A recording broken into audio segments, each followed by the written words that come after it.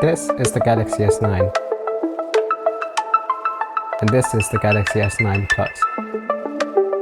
These are Samsung's 2018 flagship smartphones, successors to last year's Galaxy S8 and Galaxy S8 Plus. And as you can see, they look very similar to their predecessors, and that's necessarily not a bad thing. Design is subjective, but in my opinion, the Galaxy S8 is one of the world's best looking smartphones. Therefore, Samsung iterating on the same design language isn't really an issue for me. Now, even though the Galaxy S9 looks very similar to the Galaxy S8, it actually feels very different in the hand. Samsung has upgraded the aluminum frame, making it more durable, and the glass panels are slightly thicker as well, which in theory should help make it a little resistant to cracks upon accidental drops. The aluminum frame is no longer flush with the front and back glass panels, which greatly improves the ergonomics of the device as you no longer hold the glass but the frame instead. Both the Galaxy S9 and the Galaxy S9 Plus have received a slight increase in the weight category. It's definitely noticeable coming from the Galaxy S8, but is a welcome change because it makes the device feel more premium. Samsung's flagship devices are known to have the best displays on the market, and the Galaxy S9 is no exception. Just like the Galaxy S8, the regular version of the Galaxy S9 sports a 5.8-inch display, while the Plus model sports a 6.2-inch display. Both Super AMOLED panels feature 2960 by 1440 Quad HD Plus resolution and 18.5 by 9 aspect ratio. It's vibrant, color accurate, sports the DCI-P3 wide color gamut, and is 20% brighter than the Galaxy S8 with a peak brightness of 1130 nits. It's truly a pleasure to use outdoors, even under direct sunlight. Samsung has also made the upper and bottom bezels a bit smaller, and there's no notch to be found anywhere. To enhance the multimedia experience, Samsung has finally equipped its flagship device with stereo speakers, but they aren't front-firing like the Pixel 2. One of the speakers is located at the bottom, while the earpiece doubles as the second speaker. They aren't as loud as the Razer phone, but they are still very loud, about 1.4 times louder than the Galaxy S8 and the Note 8, and the sound doesn't crack at maximum volume.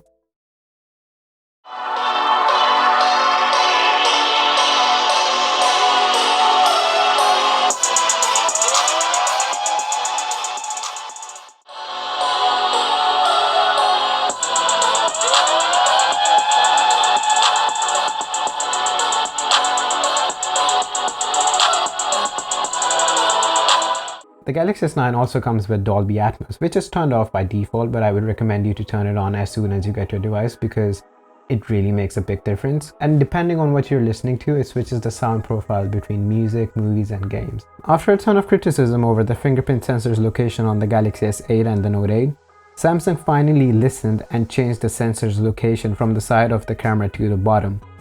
It was never really an issue for me on the Galaxy S8, but it was really cumbersome to use on the Galaxy S8 Plus and the Galaxy Note 8. Additionally, the actual fingerprint sensor has been improved as well. It's now much faster and accurate to use. Samsung has also introduced Intelligent Scan, a biometric verification method, which makes use of iris scanning and facial recognition. Previously, only one of the two biometric verification methods could be enabled at a time. With this feature, Samsung is trying to mimic iPhone X's Face ID, but Intelligent Scan is not as good as Apple's offering. In well-lit environments, it works quite good, because it primarily depends on facial recognition, which is fast and less secure. In low-light environments, however, it depends on the iris scanner, which is slow and requires you to bring the device to your eye level. With that being said, I'm going to cut Samsung some slack here because it's the only smartphone manufacturer to ship a phone with 3 biometric systems, and all 3 can be used at the same time. So even if one fails, you can use a different unlock option. And I would also like to mention that the enrolling process for all 3 biometric systems is insanely fast, and all your biometric data is secured on Qualcomm's Secure Processing Unit, which features an added layer of hardware security which protects your data like a vault. Now let's talk about the camera. The Galaxy S9 and S9 Plus have a 12-megapixel optically image-stabilized camera at the back, with support for dual f1.5 and f2.4 apertures. In simple terms, the lower f1.5 aperture should help you take sharp, detailed, less grainy photos in low-light environments, whereas the higher f2.4 aperture should allow you to take sharper images without needing to drastically increase the shutter speed in bright lighting conditions. The S9's camera does, however, has a tendency to overexpose and produce oversaturated colors. In order to fix the overexposing issue, we can just manually adjust our exposure. And while there are some people who don't like the oversaturated colors, there are a lot of people who tend to prefer them. In auto mode, the camera app automatically adjusts the aperture according to the lighting conditions, but you can also manually change it under Pro mode. And by default, the camera app shoots at an aperture of f2.4. And thanks to the new imaging sensors and Qualcomm's Spectra 280 ISP, the Galaxy S9 is able to shoot 4K video at 60 frames per second and slow motion video at 240 frames per second in Full HD. It can also shoot super slow-mo at 960 FPS, but it can only shoot it in HD. Samsung is heavily marketing the S9's super slow-mo feature, but I'm not really a big fan, to be honest. It doesn't work at all in low light conditions, the quality isn't great. It can only shoot 0.2 seconds worth of footage, which it then stretches out to 6 seconds, and I don't really know when I'll actually use this feature. Qualcomm's Spectra ISP supports 4K HDR video recording, but as Samsung's Exynos processor doesn't. Samsung has disabled this feature globally, which is very sad because now Sony has bragging rights over it with its Xperia XZ2. The Galaxy S9 Plus also comes with a second 12 megapixel shooter, which is equipped with a telephoto lens with an aperture of f2.4, and it's also optically image stabilized. Personally, I'm a huge fan of optical zoom on smartphones, and it really works well on the S9 Plus. The S8 has an 8 megapixel front-facing camera with autofocus, something which is not available on a lot of flagships these days.